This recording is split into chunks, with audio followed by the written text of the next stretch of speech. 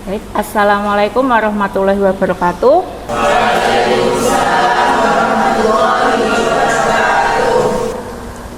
Sebelum kita mulai perkuliahan hari ini, mungkin bisa dimasukkan dulu HP-nya dan juga barang yang tidak penting untuk digunakan perkuliahan.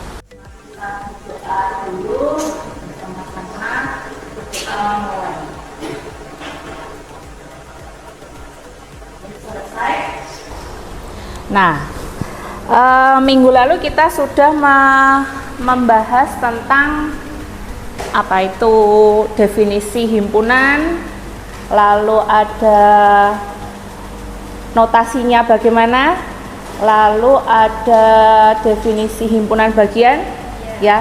Masih ingat nggak apa yang dimaksud himpunan? Atau gini, ada sekumpulan objek. Bagaimana sekumpulan objek itu bisa dikatakan suatu himpunan? Syaratnya apa? Masih ingat nggak? Oke, Mbak?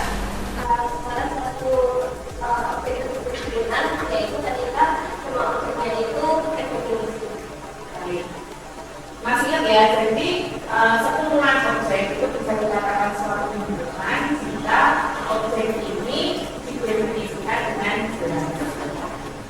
Nah, untuk pertemuan kali ini kita akan membahas operasi himpunan. Baik, nah kita hari ini akan membahas sub CPMK 2, yaitu menelaah konsep operasi himpunan, di mana indikatornya mahasiswa mampu memahami dan mengaplikasikan konsep operasi dasar himpunan. Ya, jadi mampu memahami dan juga mengaplikasikan, kalau bisa diaplikasikan dalam kehidupan sehari-hari. Nah, apa saja sih konsep operasi dasar himpunan?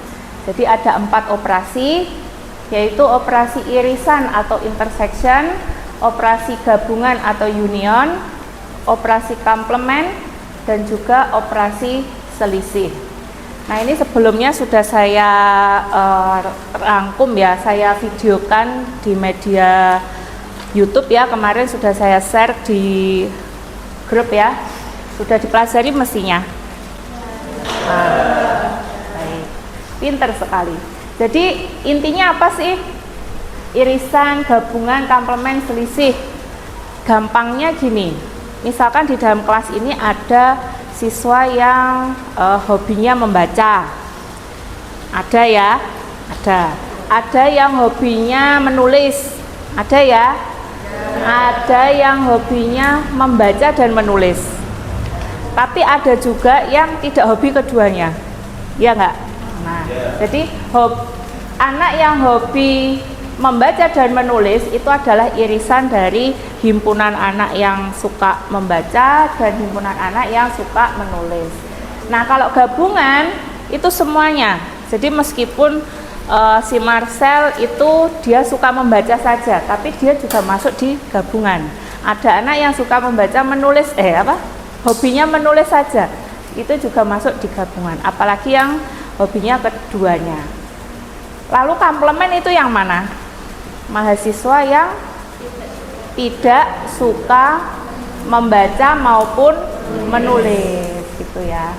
Nah, ini kalau selisih, misalkan selisih antara himpunan A dan B, berarti selisih A dikurangi B, berarti adalah anak-anak yang hobinya membaca saja,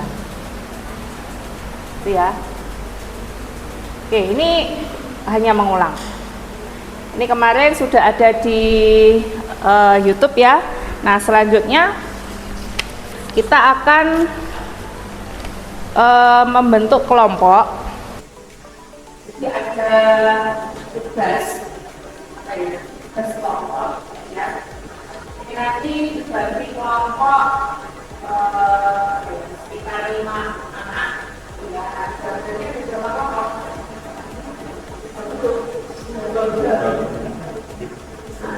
Tiga ya. Jadi kalau 5 kelompok ada 4 ya. Ya, 4 kelompok saja. Ini 1 kelompok 1 ya. Ini kelompok 2. Ini kelompok 3.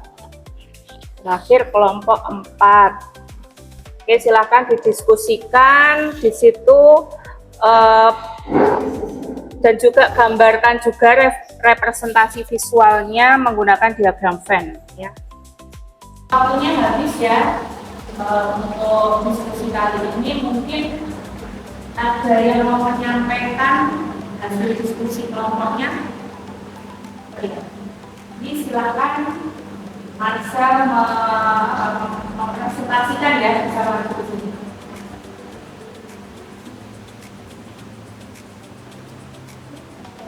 Ya, gambar dulu.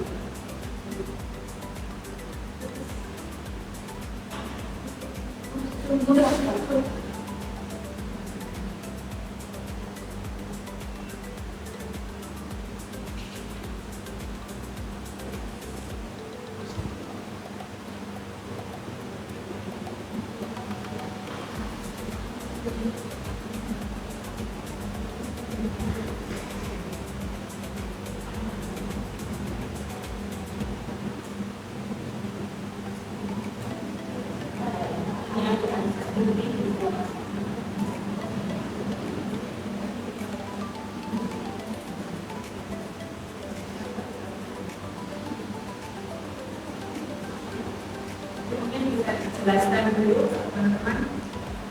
Sebelumnya, Assalamualaikum warahmatullahi wabarakatuh.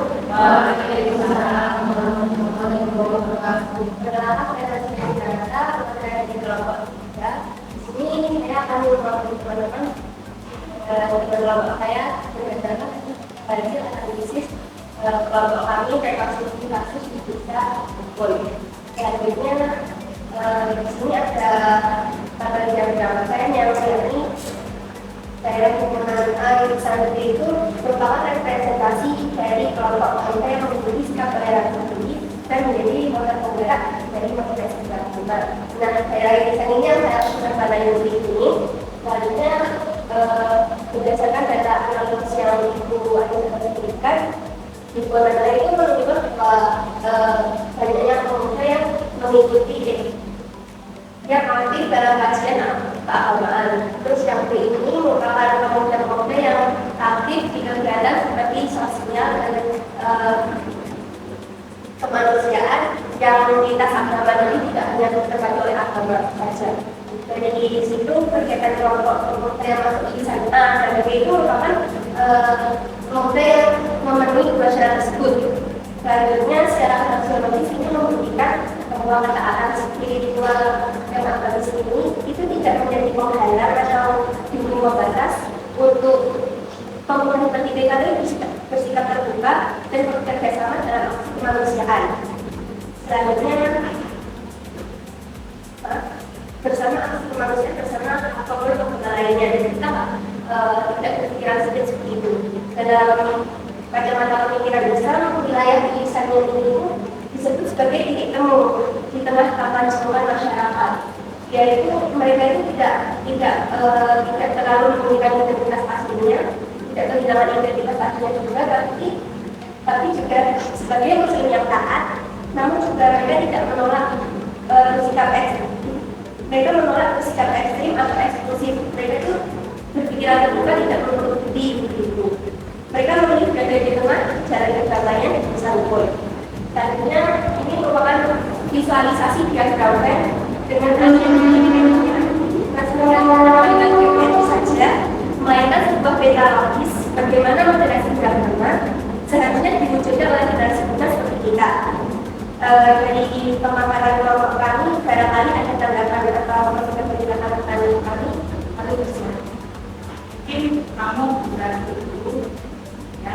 Jadi luar biasa ya jawaban dari mana kita beri kamu. Sebelum saya lanjutkan untuk pembahasan ini, mungkin dari kelompok lain mau memberi pertanyaan atau memberi tambahan atau kritik saran silakan. Oke, silakan Mbak. Baik, sebelumnya terima kasih atas kesempatannya Bu Anissa.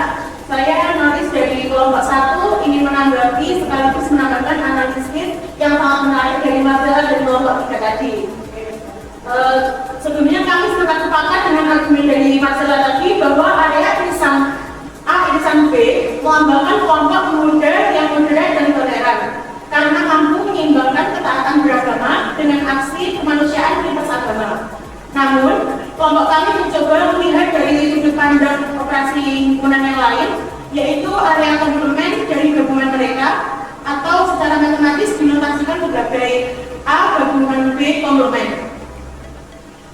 Jika kita lihat dari diagram yang sudah digambarkan dari kelompok 3 tadi, area A gabungan B komplement ini berada di luar lingkaran A maupun lingkaran B, tetapi masih di dalam kotak semesta.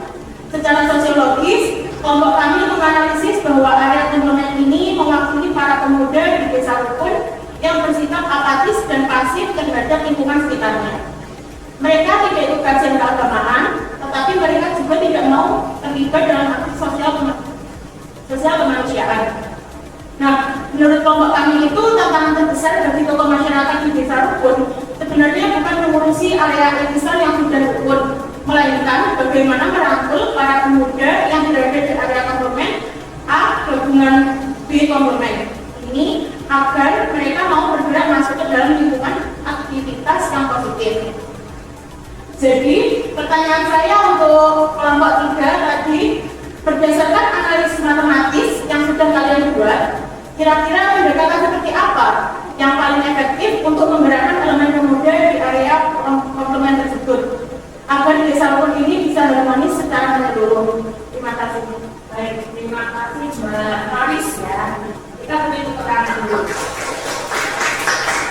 Biasa ya, jadi ini tadi harus menanyakan itu sebenarnya tugas paling benar ya di area yang berasal ini, jadi selain pemuda yang toleran dengan agama lain, tapi dia sebenarnya yang paling berat tugasnya itu membawa pemuda yang ada di luar lingkaran ini, jadi yang dia pasif gitu ya, pasif terhadap kehidupan orang-orang agama lain, apalagi ya agama lain ya.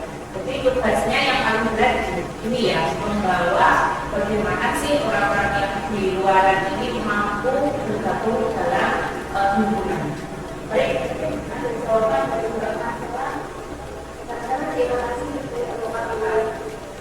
Terima kasih untuk teman-teman kelompok 1 yang sudah berkasihnya.